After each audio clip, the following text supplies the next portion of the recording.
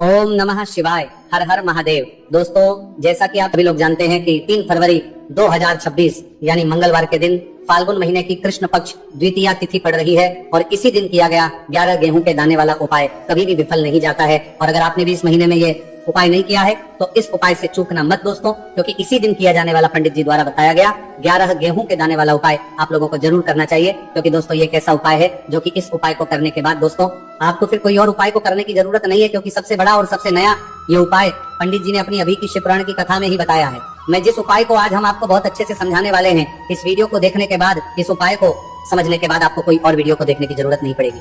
तो चलिए दोस्तों उपाय को शुरू करते हैं। देखिए ये दिन इतना खास होता है, इतना महत्वपूर्ण होता है। देखा गया है कभी कभी बड़े बड़े पूजा पाठ अनुष्ठान से जो मनोकामना पूर्ण नहीं होते। 3 फरवरी 2026 फाल्गुन मंगलवार द्वितीया तिथि के दिन एक छोटे से उपाय करने से ही आपकी मनोकामना पूर्ण हो जाती है। और बहुत सारे लोगों ने इस उपाय को किया भी है और उनको इस उपाय करने का फल भी जरूर मिला है। अगर आप लोग भी इस उपाय को फाल्गुन मंगलवार द्वितीया तिथि के दिन करना चाहते हैं तो आप इस उपाय को पहले अच्छे से समझ लेना, सुन लेना, उसके बाद करना। आपको इस उपाय का फल जरूर मिलेगा। और इस उपाय को कर लेने से आपके घर में चाहे किसी भी प्रकार की दोहक और समस्या क्यों ना चल रही हो, चाहे आपको उसका कारण भी नहीं पता है कि भाई ये समस्या किस कारण से चल रही है, उसका कुछ भी कारण हो सकता है, जैसे पितृ दोष हो सकता है या किसी भी तरह का मंगल दोष भी हो सकता है, और भी बहुत तरह के दोष होते हैं, कुछ भी हो सकता है। पर आपको इस उपाय को करने के लिए आपको अपने दोष को पता लगाने की भी जरूरत नहीं है। बस फाल्गुन मंगलवार द्वितीया तिथि के दिन आपको इस 11 गेहूं के दाने वाले उपाय को आप लोगों को कर लेना है। ये एक ऐसा उपाय है जिस उपाय को अगर किसी विशेष दिन पर किया जाए तो भाई उस विशेष दिन का जो है वो तो मिलता ही मिलता है, पर हमने उस दिन पर इस गेहूं वाले उपाय को किया है तो हमें उससे भी बड़ा फल मिलता है और फल बहुत जल्दी मिलता है, क्योंकि आप इस उपाय को बहुत ही बड़े और विशेष दिन पर कर रहे हो। क्योंकि दोस्तों 3 फरवरी 2026 यानी कि मंगलवार के दिन द्वितीया तिथि का बहुत ही ज्यादा बड़ा महत्व होता है। इसलिए दोस्तों आज की इस वीडियो में हम आप लोगों को 11 गेहूं के दाने वाला उपाय समझाएंगे, जिस उपाय करने से अगर आपकी किसी भी प्रकार की मनोकामना है, किसी भी प्रकार की परेशानी है, सबसे ज्यादा समस्याएं आपके जीवन में ही है।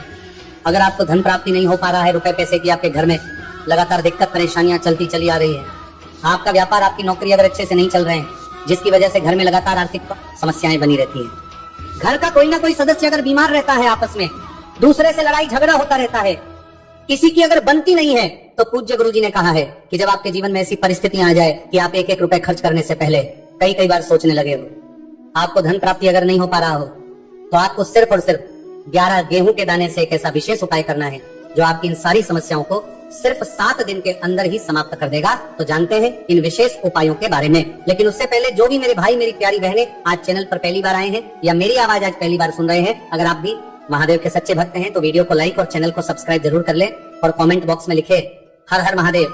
देखो गुरुजी ने कहा है कि अगर मंगलवार के दिन द्वितीया तिथि पड़ जाए तो इस दिन आपको 11 गेहूं के दाने वाला उपाय तो अवश्य ही करना चाहिए। देखो ये उपाय, यदि आपके जीवन में कर्जा बहुत अधिक है, आपके जीवन में संकट बहुत अधिक रहते हैं, आपके ऊपर बहुत अधिक विपदा आ रही है, बार बार आपको अपने व्यापार में और अपने धन में हानि देखने को मिल रही है, यानी कि आपको प्रत्येक कार्य करना चाहिए में हानि हो रही है, तो आपको ये उपाय करना चाहिए। देखिए इस उपाय के लिए आपको 11 गेहूं के दाने आपको लेने हैं, ठीक है। दाने लेने के बाद में आपको जरूरत होगी चावल के दानों की। 11 चावल के दाने और 11 गेहूं के दाने और चावल के दाने खंडित नहीं होने चाहिए। अब आप कहोगे पंडित जी गेहूं कहाँ से लेने हैं? देखो आपको किसी भी किराना स्टोर पे गेहूं के दाने मिल जाएंगे, जाके ले लेना। अब आप ये सब सामग्री लेकर पहुंच जाओगे महादेव के शिवलिंग के पास में शाम के टाइम पे। प्रदोष काल में देखो जब आप ये उपाय कर रहे हो तो अपना फेस रखना उत्तर दिशा नॉर्थ डायरेक्शन की तरफ। अब यहाँ पे जो मैं आपको क्रम बताने जा रहा हूँ ना, उस मेरे क्रम को बहुत ध्यान से सुनिए। महादेव को अगर कोई सबसे प्रिय है ना, तो उनकी सबसे छोटी पुत्री जिनका नाम है माता अशोक सुंदरी, जो आपके पास में के 11 दाने हैं ना, उन चावल के 11 दानों को माता अशोक सुंदरी के स्थान पर आपको अपना नाम और गोत्र बोलते हुए समर्पित कर देने हैं, है ना। चावल के दानों को रखने के बाद में जो आपके पास में तांबे का लोटा है ना, उस तांबे के लोटे को कहीं पे भी हम जल नहीं चढ़ाएंगे, सिर्फ और सिर्फ माता पार्वती का जो हस्तकमल आपको दिख रहा है यहीं पे गोल गोल आपको समर्पित करना है, उसी जल को, और कहीं नहीं, ना माता अशोक सुंदरी के स्थान पर, ना तो शिवलिंग के ऊपर, सिर्फ आपको यहाँ पे गोल गोल जलाधारी पर आपको उस जल को समर्पित करना है। अब आपके पास में बचे हुए हैं 11 गेहूं के दाने और बचे हैं, उन्हीं 11 गेहूं के दाने को आपको अपनी मनोकामना, अपने विश कहते हुए महादेव के शिवलिंग के ऊपर अगर आप द्वितीया तिथि के दिन प्रदोष काल में समर्पित कर देते हैं तो आपकी जो भी मनोकामनाएं होंगी, जो विश होंगी, महादेव पूरी जरूर करते हैं। अन्न को समर्पण करने से, उस खासकर गेहूं को समर्पण करने से हमारी इच्छाएं पूरी होती हैं। और अगर वो दिन मंगलवार का दिन हो तब तो इससे सुंदर संयोग कुछ भी नहीं हो सकता। आपकी इच्छाओं को पूरा करने के लिए बहुत स्पेशल, बहुत प्यारा सा उपाय आप सभी को जरूर करना है। ध्यान में रखिएगा, ये उपाय प्रदोष काल में करना है।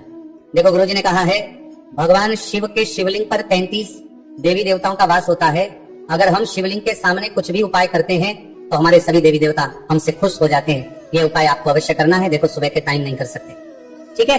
अब बात करते हैं अगले उपाय की। देखिए इस वीडियो में जितने भी उपाय हम आपको बताएंगे सभी उपाय सरल हैं। देखो गुरुजी ने कहा है कि मंगलवार के दिन आपको चौमुख दीपक वाला उपाय तो अवश्य ही करना चाहिए।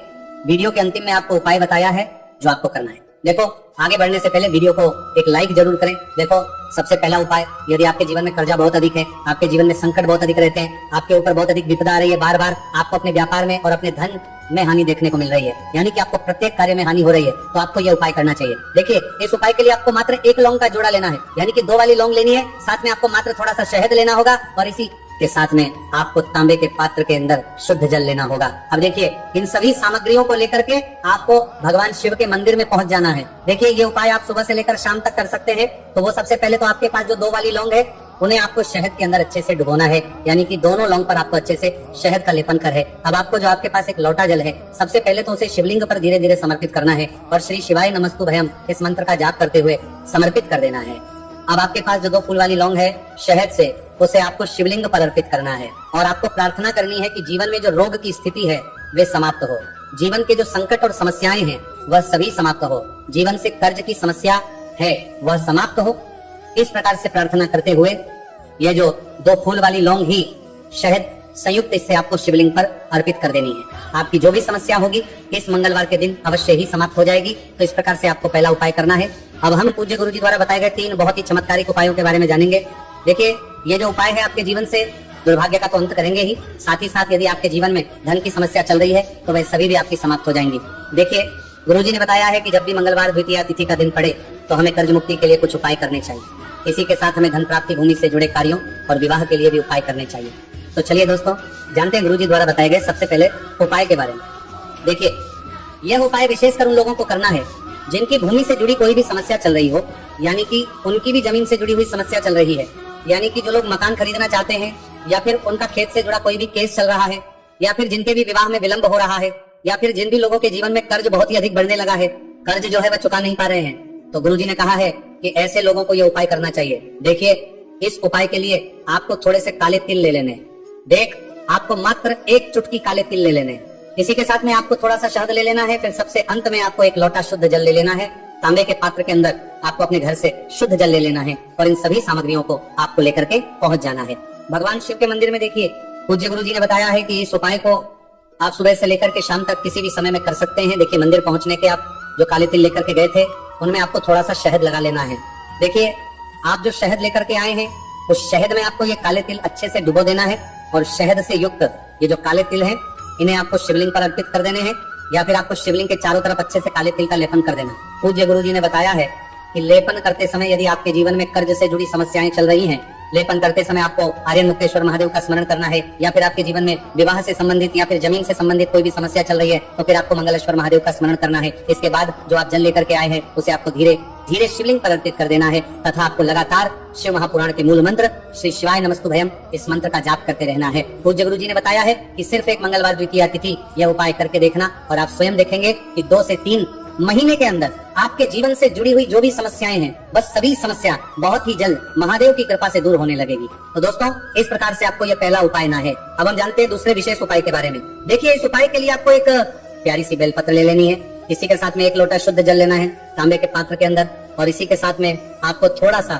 शहद ले लेना है। देखिए मंगलवार का दिन है और मंगलवार द्वितीया तिथि के दिन यदि हम शहद का उपाय करते हैं तो इससे महादेव हमसे बहुत ही अधिक प्रसन्न होकर के हमारी मनोकामना को परिपूर्ण करते हैं। देखिए दोस्तों यदि आपको बेलपत्र नहीं मिल पाती है तो आप भगवान शिव के शिवलिंग पर जो बेलपत्र छड़ी हुई होती है उसे शुद्ध जल से धो करके उसका उपयोग कर सकते हैं। तो इन सभी सामग्रियों को आपको भगवान शिव के मंदिर में लेकर के पहुंच जाना है। गुरुजी ने कहा है कि इस उपाय को भी आप सुबह से लेकर के शाम तक किसी भी समय में कर सकते हैं। देखिए मंदिर पहुंचने के बाद आपके पास जो एक बेलपत्र है और बेलपत्र की जो सबसे बड़ी वाली पत्ती होती है और उसकी जो चिकनी साइड होती है उस पर आपको अच्छे से शहद का लेपन कर देना है, यानी कि बेलपत्र की बड़ी वाली पत्ती पर पूरी ही पत्ती पर अच्छे से शहद लगा देना है। अब देखिए ये जो बेलपत्र है इसे आपको अपने सीधे हाथ की हथेली पर रखना है और आपके जो भी कार्य अटक रहे हैं, देखिए बहुत से लोग ऐसे होते हैं जो अपने नौकरी को प्राप्त करने के लिए सालों से तैयारी करते हैं लेकिन उनको नौकरी नहीं प्राप्त हो पाती है। बहुत से ऐसे लोग होते हैं जो बहुत ही मेहनत करते हैं, धन भक्ति के लिए बहुत अधिक प्रयास करते हैं लेकिन फिर भी उनको धन प्राप्त नहीं हो पाता है। तो गुरुजी ने बताया है कि जब भी आपको अपने कार्यों में सफलता ना मिले तो फिर आपको मंगलवार के दिन इस उपाय को अवश्य करना चाहिए। देखिए, अब आपको जिस भी कार्य में सफलता प्राप्ति करनी है, उस कार्य को सफल बनाने के लिए आपको महादेव से प्रार्थना कर लेनी है और फिर ये जो एक बेलपत्र है, इसे आपको भगवान शिव के शिवलिंग पर अर्पित कर देनी है। देखिए, बेलपत्र की चिकनी साइड जिस पर आपने शहद लगाए है वो शिवलिंग से स्पर्श रहेगी और इसकी जो डंडी है वो आपको जलाधारी की ओर रखनी है। इस प्रकार से आपको यह बेलपत्र अर्पित कर देनी है।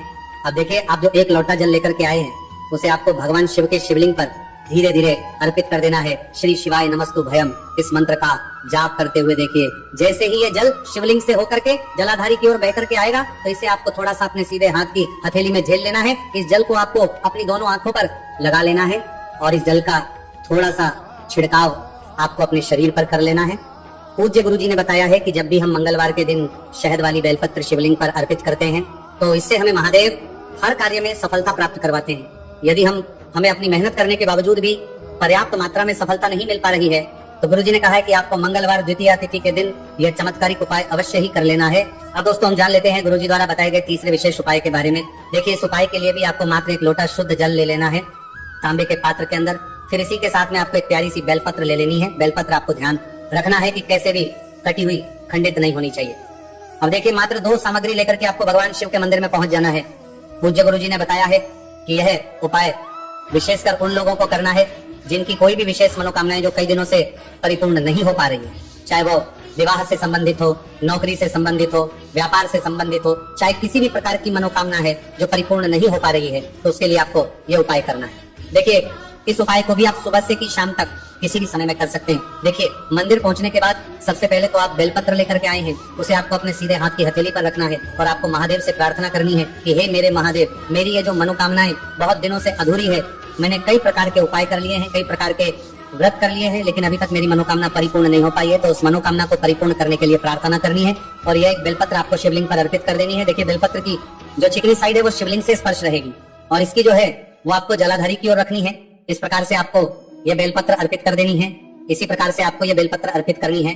अब देखिए, आप जो एक लोटा शुद्ध जल लेकर के आए हैं, इसे आपको धीरे धीरे शिवलिंग पर अर्पित कर देना है। इस मंत्र का जाप करते हुए देखिए, जल अर्पित करते हुए आपको कम से कम 11 बार श्री शिवाय नमस्तु भयम या फिर ओम नमः शिवाय इस मंत्र का जाप कर लेना है। पूज्य गुरुजी ने बताया है कि जो भी व्यक्ति 3 फरवरी मंगलवार द्वितीया तिथि के दिन शिवलिंग के सामने इस उपाय को करता है तो उसकी जो भी मनोकामना है वह महादेव की कृपा से निश्चित ही परिपूर्ण हो जाती है।